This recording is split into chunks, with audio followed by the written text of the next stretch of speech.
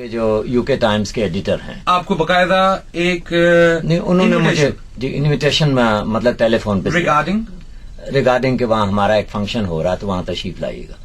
تو نیچرلی میں I have respect for all the journalist کیونکہ وہ نوجوان جرنلسٹ ہیں یا بزرگ جرنلسٹ ہوں کیونکہ یہ آخر یہ ایکسپریشن دیتے ہیں. آپ کا کتنا پیار ہے کہ آپ اپنے سے چھوٹوں کو بھی اتنی شفقت سے بلاتے ہیں. اگر ہم ان سے نہیں کریں گے کیوں ہم نے چلے جانا. اب ہم چاہ رہے ہیں کہ اگلی جو جنریشن ہے وہ پاکستان کو سنبھالے, پاکستان کے پرچم کو سنبھالے. اور دوسرے وہ رانا صاحب تھے, ان کی طرف سے بھی فون آیا تھا, انہوں نے بھی شفقت فرمائی تھی. اب دیکھیں میں تو سمپلی آؤٹ آف احترام کے لیے گیا اور مجھے حاشا وکلا قطن کوئی پتہ نہیں تھا کہ وہ پروگرام کس سلسلے میں ہے. جی ایک صحافی, ایک تجزیہ کار, ایک سیاسی کارکن, ایک سیاسی مطلب ایک جرنلسٹ کے اذن پہ یا حکم پہ وہاں حاضری میں نے دے دی. تو اس میں میرا تو کوئی قصور نہیں ہے. صحیح. میں کسی وہاں کو جاہو جلال کی تلاش میں یا کسی اور تلاش میں نہیں گیا تھا. جی تو سب کچھ ٹھیک جا رہا تھا. سمپلی جب اچانک میں نے دیکھا کہ بھائی ایک صاحب جو ہیں وہ جھنڈا تھامے, وہ جب انہوں نے کہا کہ بھائی پاکستان کے یہ پرچم کی نیلامی ہوگی, جی تو میرے تو دل کو آگ لگ گئی. میں نے کہا بھائی یہ ہم کیا سن رہے ہیں. ہم تو آگے بہت سینسرائز ہیں اس وقت جو پاکستان میں حالات جا رہے ہیں. اس وقت 45 لاکھ لوگ جو ہیں وہ بے گھر ہیں. جی اور امریکہ وہاں دھڑا دھڑ بمباری کروا رہا ہے. پاکستان کی فوج کا بھی غلط استعمال ہو. مجھے بتائیے جی. تو میں نے انہیں کہا کہ پلیز یہ آپ کام نہ کریں. سب سے پہلے اس کی آکشن تو بعد میں ہوئی.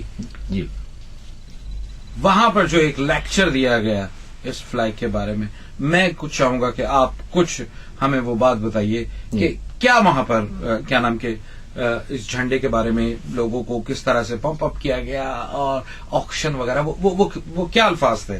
وہ کوئی اپنی آکشن کرنا چاہ رہے تھے کہ وہ کیا کہا اس کے بارے میں؟ نوادرات ہیں کوئی. یہ جھنڈا بھی نوادرات تھا. نہیں دیکھیں جھنڈا تو نوادرات میں نہیں آتا. بات یہ ہے کہ ویسے تو جھنڈا فروخت کرتے ہیں دکاندار وغیرہ, امریکن جھنڈا بھی. اور ایسے بھی لوگ یہاں موجود ہیں جو کہ جھنڈا جلا کے اب یہاں بیٹھے ہوئے ہیں پاکستان کا. لیکن مہمان اللہ خان کے سامنے پاکستان کے جھنڈے کی نیلامی نہیں ہو سکتی. اور سفارت خانے کے بھی 4 بڑے بڑے افسران بیٹھے تھے. کون کون؟ وہ ڈپٹی ہائی کمشنر تھے جناب. لیکن اللہ تعالیٰ نے ان کو توفیق دی کہ انہوں نے میری پھر مجھے فالو کیا. انہوں نے it was happening and It couldn't happen. یہ ہوا نہیں. No, it was about to happen. It was about to happen. They were sitting there and you are the first guy. لیکن میری قومی غیرت نے ان کی رہنمائی کی کہ خدا را میں نے محنت کی کہ آپ یہ نہ کریں. And did you ever ask him that he is an official of Pakistan High Commission presenting in that dinner where this is happening? اصولی طور پہ میں اتنا جانتا ہوں کہ اگر کوئی اور ملک ہوتا تو وہ وہاں سے واک آؤٹ کر کے چلا جاتا. رائٹ. دیکھیں میں پاکستانی ہوں. پاکستان پیپلز پارٹی کا فاؤنڈر ممبر ہوں. قائد اعظم کا میں بہت زیادہ احترام کرتا ہوں. علامہ اقبال کی میں کلام سے واقف ہوں. اور ذوالفقار علی بھٹو نے قربانی دی اسی جھنڈے کے لیے. ایک اور جی ہمارے مہمان کو لیتے ہیں. جی جی آپ کا شاید ان سے تعارف ہوگا. جی جناب شاہد دستگیر احمد خان صاحب. جی جی السلام علیکم شاہد صاحب. شاہد بس ٹھیک ٹھاک. شاہد دستگیر خان صاحب جو کہ سولسٹر ہیں, ہیومن رائٹس اسپیشلسٹ ہیں اور پریزیڈنٹ ہیں Pakistan Tehreek Insaf human right division کے. شاہد صاحب کوائٹ ان یوزل. I have never heard any political party has got a human right division.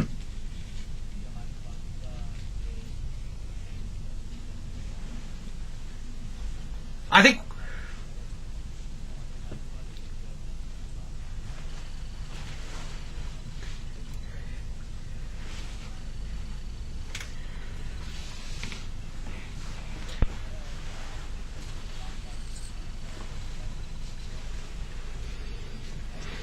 G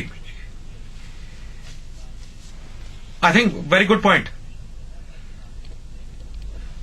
ministry of human rights آپ کہتے ہیں. آپ کا تعارف میں بھائی شاہد دستگیر صاحب کا بہت بڑا نام ہے. آپ کا تعارف کرا دیں. ہمارے اسٹوڈیو میں اس وقت تشریف رکھتے ہیں جناب امان اللہ خان صاحب. یہ تو بھائی ہیں جی، دوست ہیں، اور ہیومن رائٹس میں ان کا بہت حوالہ ہے، بہت بڑا نام ہے شاہد دستگیر خان صاحب کا. آئی تھنک امان اللہ صاحب ہمارے پاس بیٹھے ہوئے ہیں. آپ کی میرا خیال ہے آپ نے پہلے ہی جو ہے انتہائی اہم چیز وہ کری ہے کہ تمام سیاسی جماعتوں میں ہیومن رائٹس کا ونگ ہونا چاہیے، اور حکومت پاکستان کو یہ چاہیے کہ ایک منسٹری فار ہیومن رائٹس ہو. شاہد صاحب، آپ نے ہیومن رائٹس کے حوالے سے کافی کام کیا ہے، پاکستان کے باہر بھی، برطانیہ میں مقیم ہے. شاہد صاحب، human rights and Pakistani politics, do you think that the amended form of Universal Declaration of Human Rights does need an enactment into the Constitution of Pakistan?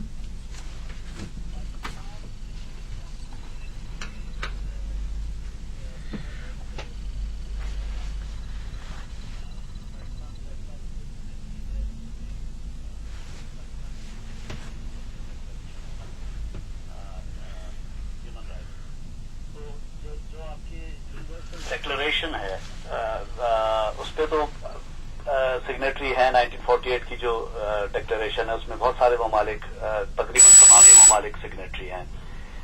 اور جو پاکستان کا کانسٹیٹیوشن ہے وہ گارنٹی دیتا ہے اس بات کی، مثلاً کہ فورسڈ لیبر نہیں ہوگا، مثلاً تمام لوگوں کو آزادی ہوگی، اپنے حقوق کی آزادی ہوگی، freedom of expression, freedom of assembly, freedom to practice their own faith.